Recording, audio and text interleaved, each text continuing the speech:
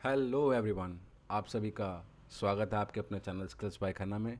मैं आकाश खन्ना एक बार आप सभी का फिर से वेलकम करता हूं हमारे वीडियो लेक्चर सीरीज़ एक्सेल में।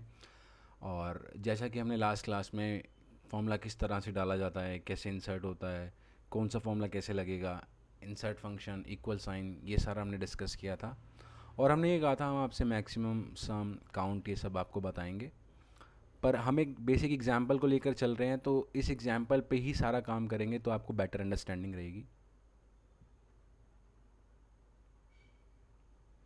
और जैसा कि हमने मिनिमम लगाया, और आपको उम्मीद करता हूँ मिनिमम फंक्शन को सेल्स में एंटर करवाना आ गया होगा।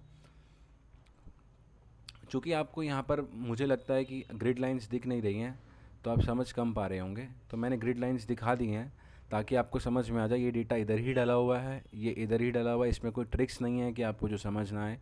और अगर आपको और अच्छे से समझना है तो मैं इस डेटा पे बेटे मैं इस डेटा को बॉर्डर दे देता हूँ ताकि आपको समझ में आ जाए। और मैं डेटा को इधर इससे ही रहने देता हूँ ताकि आप ये भी समझ जाएं कि text to the left, numbers to the right in Excel, there is no doubt. Okay, text जो है लेफ़्ट में रहेगा और नंबर हमेशा राइट में रहेगा। It's a standard of Excel to identify which is text, which number is text, or which cell is text, or which column is text, or anything. आज बेटा मैक्सिमम नंबर लगाना है। क्यों? क्योंकि आज हमें ये जानना है कि इस सीरीज़ के अंदर कौन सी संख्या जो है वो मैक्सिमम है।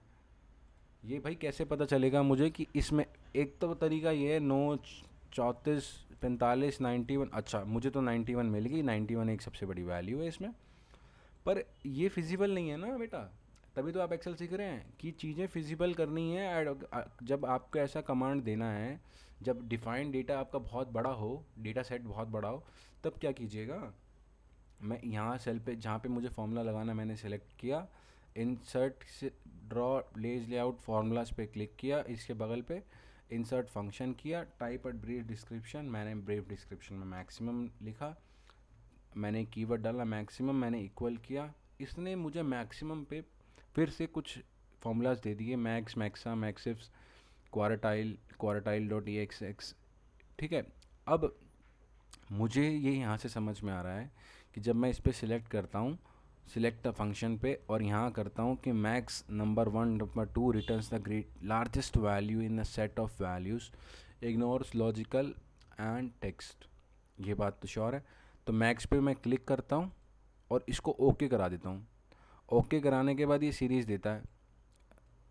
इस बार मैं सीरीज़ को सिलेक्शन में ऐसे ही ले लेता हूँ। मैंने पिछली बार क्या करा था, मैंने नंबर 1 नंबर 2 किया था। नहीं, मैं नंबर 1 में भी एक रेंज सिलेक्ट कर सकता हूँ, जो मैंने किया। और जब मैंने रेंज सिलेक्ट किया तो इसने देखो 9 को ये बताऊँगा, ये अरे अभी कुछ नहीं बताऊँगा, बस ये बताऊँगा कि इस तरह से एंटर कर सकते हैं। अब आप ये जान लीजिए ये एंटर कैसे होता है कि देखो इसने यहाँ पे सेमी कॉलन लगा रखा है, कॉलन लगा रखा है, सेमी कॉलन लगा रखा है। मेरे को जूम करना पड़ेगा, दिख जूम लेगा नहीं वहाँ पे। ठीक है, यहाँ सेमी कॉलन लगा रखा है, यहाँ पे कॉलन लगा रखा है, ये बात आप जान लीजिए। और इसी तरह से हम 255 एंट्रीज यहाँ पे नंबर की फॉर्म में कर सकते हैं। एक तो यहाँ पर रिजल्ट दिया इसने 91, एक यहाँ पर रिजल्ट दिया। इसके अंदर जानने वाली कोई बात है और नहीं। मैंने ओके किया, इसने रिजल्ट दे दिया। मैं फिर दोबारा यहाँ पे लिखता हूँ। इस बार मुझे पता था कि मैक्सिमम नंबर निकालने के लिए मेरे पास एक फॉर्मूला है जिसका नाम है MAX। एक्सेल की जो पहली शर्त है फार्मूला डालने की, वो ये कहती है कि आप फार्मूला डालोगे तो इक्वल लगाओगे। मैंने MAX लिखा, मैंने टैब दबाया, मैंने रेंज पे पहले सेल पे क्लिक किया, आखिरी तक लेके आया, मैंने ब्रैकेट क्लोज किया, मैंने एंटर दबाया, तो इसने 94 भी बता दिया। अब मुझे वेरीफाई करना है, मैंने इसको सिलेक्ट किया, यहाँ पे देखो 94 मैक्सिमम वैल्यू, मिनिमम वैल्यू 6। तो जो आप ऐसे पहले लेक्चर में मैंने बताया था ऐसे चेक कर रहे थे छोटे डेटा सेट पे, लार्जर पे इस तरह से चेक करेंगे। मैंने इक्वल लिखा, मैंने मैक्स लिखा, मैंने टैब दबाया, मैं ऊपर से नीचे सिलेक्शन किया, सिलेक्शन क्लोज करने के लिए मैंने ब्रैकेट लगाया, ब्रैकेट क्लोज करके मैंने एंटर दिया, तो 91। फिर मैंने इक्वल लिखा, मैक्स लिखा, टैब दबाया, मैंने डेटा रेंज को सिलेक्ट किया, मैंने ब्रैकेट क्लोज किया, मैंने एंटर दबाया। फिर मैंने इक्वल लिखा, फिर मैंने मैक्स लिखा, फिर मैंने डेटा सेट को चूज़ किया अपने, सिलेक्शन देने के बाद मैंने ब्रैकेट क्लोज किया, एंटर किया, मेरा डेटा सेट का उसमें से मैक्सिमम वैल्यू निकल के आ गया। अब इसमें भी कोई दो राय नहीं है कि मैक्सिमम वैल्यू ऐसे निकलता है। क्या हम इसमें वही चीज़ ऑपरेशन परफॉर्म कर सकते हैं? ये काटा मैंने और इसको मैं बगल में ले गया, ठीक है। क्या हम इसको यहाँ से कॉपी करके ले जा सकते हैं? यस मेरे बेटे, मेरे बच्चे, यहाँ से यहाँ लेके जा सकते हैं हम इसको, और ये सारा यहाँ पे कॉपी कर लेता है फॉर्मूला से हम। तो ये एक फैसिलिटी जब मिलती है तो आप सेम कॉलम पे same defined set of data पे जो आपने K8 से K14 में सिलेक्ट किया हुआ है, पैरेलली अगर कॉलम चेंज होगा तो वहाँ पे एल हो गया, L8 से L14। ये देखने के लिए आप यहाँ पर मेरे बच्चे ध्यान देंगे, यहाँ पे L8 से L14 पे ध्यान देंगे। यहाँ पे गए तो M8 से M14, यहाँ पे गए तो N, यहाँ पे गए तो O, और यहाँ पर जाऊँगा और यहाँ एंटर करूँगा, देखो कंट्रोल, तो यहाँ ज़ीरो ले लेगा। क्यों? क्योंकि मेरे P वैल्यू में यहाँ से यहाँ कोई वैल्यू है नहीं। लेकिन फिर कभी इसमें वैल्यू आ जाती है, सपोज़ इसमें वैल्यू आ जाती है, मैंने वैल्यू डालना स्टार्ट किया 10, 20, 350, 115 और 2 और एक 620 और 10, 11, तो इसने यहीं पकड़ लिया कि इस वैल्यू के अंदर जो 2 है वो सबसे, अच्छा मैंने मिन कॉपी कर दिया लगता है यहाँ पे,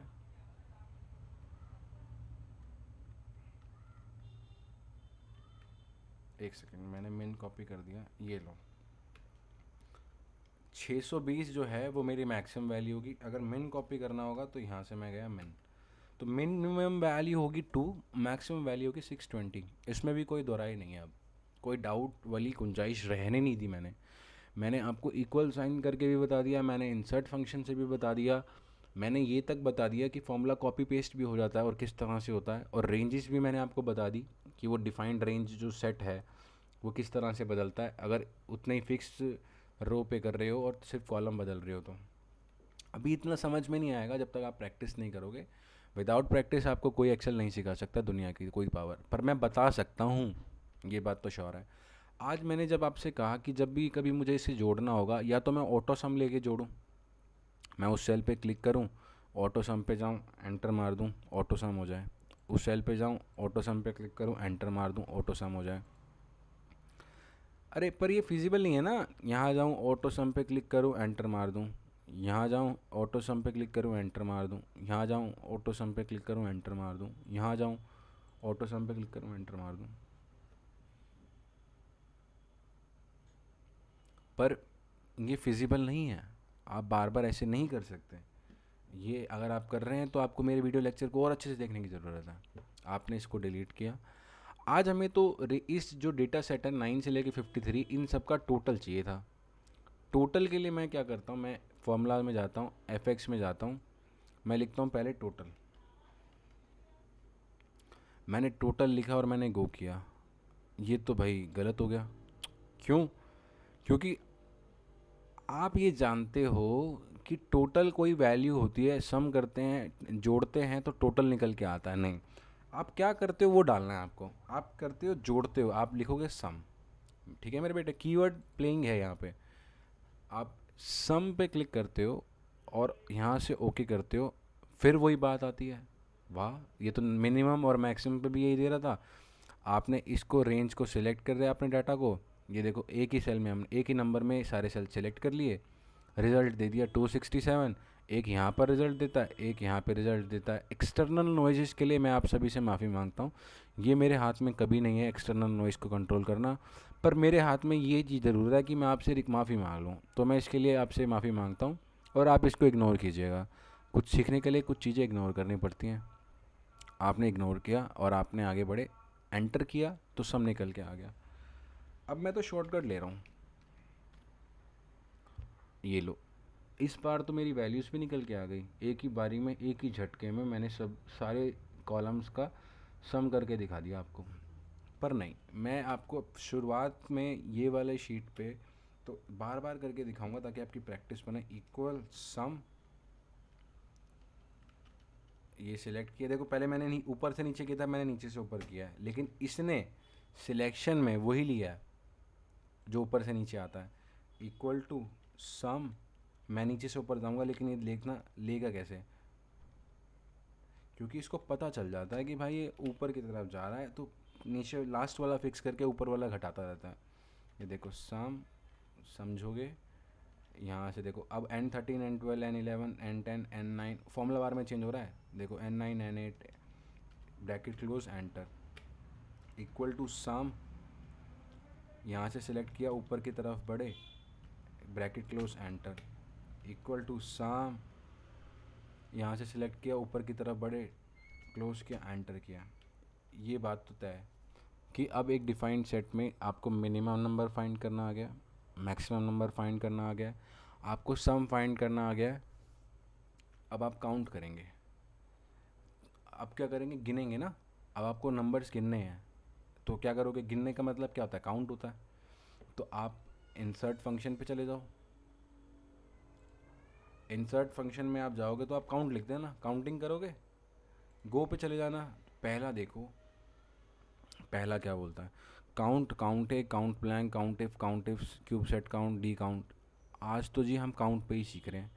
काउंट कहता है counts the number of cells in a range that contains number, that contains number, I told you that contains number. आप इक्वल कीजिए, आप फिर इसको सिलेक्ट कीजिए, आप इसको एंटर कीजिए 7, यानी कि यहाँ पर यहाँ से लेके यहाँ तक सिर्फ 7 हैं, लेकिन हज़ारों की संख्या में डेटा होगा आपके पास। आपने कॉपी किया, पेस्ट किया, यहाँ पर भी 7 निकले, आपने कॉपी किया, यहाँ पेस्ट किया, 7 निकले, यहाँ किया, यहाँ पेस्ट किया, यहाँ 6 निकले, कॉपी किया, यहाँ पेस्ट किया, 4 निकले, कॉपी, ये क्या हो रहा है ये बाद में बताएंगे आपको। कॉपी किया, यहाँ जाके पेस्ट किया, 7 निकले। अभी ये जान लीजिए यहाँ पे 6 और यहाँ पे 4 एक फिगर हमारे पास ज़रूर आएगी, ये बस जान लीजिए। मैं यहाँ से ही डिलीट करता हूँ। अब मैं आपको लगाता हूँ काउंट कैसे लगाते हैं। इक्वल काउंट लिखें, काउंट लिखा आपने, सिलेक्शन के लिए टैब दबाया, टैब दबाने के बाद उसको सिलेक्ट करें आगे की तरफ, अपनी रेंज को सिलेक्ट करके ब्रैकेट क्लोज करके एंटर करें, तो काउंट लग के आ गया। इक्वल COUNT काउंट, टैब दबाएं, उसको सिलेक्शन करें, ब्रैकेट क्लोज करें, एंटर दबा दें। इक्वल काउंट लिखें, टैब दबाएं, टैब दबाने के बाद यहाँ से इसको यहाँ तक सिलेक्ट करें, ब्रैकेट क्लोज करें, एंटर दबा दें। इक्वल काउंट लिखें, टैब दबाएं, इसको रेंज को सिलेक्ट करें, ब्रैकेट क्लोज करें, एंटर दबा दें। इक्वल काउंट लिखें, डेटा को सिलेक्ट करें अपनी डिफाइंड रेंज को, ब्रैकेट क्लोज कर दें और एंटर कर दें। तो जो वैल्यूज़ हमें कॉपी पेस्ट करके भी मिल रही थी वो इंडिविजुअल पे भी मिल रही हैं। तो ये बात तो श्योर हो जाती है यहाँ से कि हम इस तरह से इसको अप्लाई कर सकते हैं। अब चूँकि मैंने आपको ये बताया था कि मुझे न्यूमेरिकल काउंट चाहिए, तो काउंट लगाया मैंने। मेरे पास एक और ऑप्शन होता है काउंट ए का, काउंट ऑल बोलते हैं उसको हम। देखो काउंट ऑल करना है मुझे, गलत दे दिया इसने। आप सिर्फ काउंट पे जाएं, ये उन्हीं को काउंट करता है cells in a range that are not empty, जो कि एम्प्टी नहीं होंगे। एम्प्टी सेल्स को काउंट नहीं करेगा। मैंने ओके किया, मैंने डिफाइंड रेंजेस दी, मैंने इसको ओके किया। 7, मेरा काउंट और काउंट ए दोनों बराबर आ रहा है। मैं यहाँ तक लेके आपको, अब देखिए यहाँ पर टेक्स्ट डला था तो भी इसने काउंट किया, क्योंकि काउंट जो हमारा नंबर को काउंट करता है, लेकिन काउंट ऑल जो है सभी को काउंट कर लेता है, तो इसने ब्लैंक्स को भी काउंट करना स्टार्ट किया। तो इसीलिए हमारा यहाँ पर देखें सब जगह 7 है, क्योंकि ये डिफाइंड सेट 7 है। ये मैं आपको बताना चाह रहा था। यहाँ से यहाँ पर 6 और देखो ये 6 हो जाता है न्यूमेरिकल काउंट, यानी कि ये 6 हो गया न्यूमेरिकल काउंट। तो मैं यहाँ पे इसको लिख सकता हूँ, ये न्यूमेरिकल काउंट है,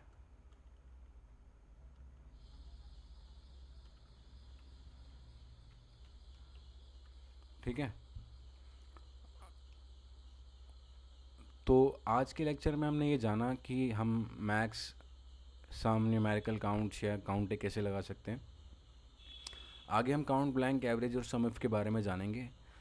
हमसे जुड़े रहने के लिए आप सभी लोगों का धन्यवाद।